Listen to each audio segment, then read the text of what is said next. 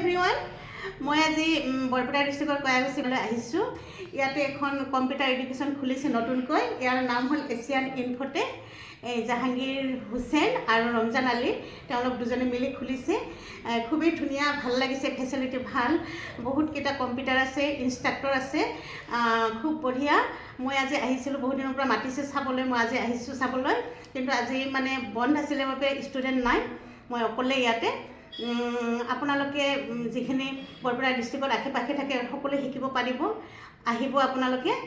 খুব বঢ়িয়া, ফেচিলিটি ভাল, আপোনালোক আহিব বুলি মই আশা কৰিলোঁ। আপোনালোকক অকণমান মই দেখুৱাই আছোঁ গোটেইখিনি। এয়া চাওক, তেওঁলোকৰ এইটো অফিচ ৰুম হয়। এতিয়া মই ভিতৰলৈ গৈ আছোঁ আৰু এয়া চাওক, এয়া হ'ল ক্লাছৰুম। ইয়াতে সকলো ল'ৰা ছোৱালীয়ে ক্লাছ কৰিব পাৰিব। যিসকল ওচৰত আছে তেওঁলোকে আহিব বুলি আশা কৰিলোঁ।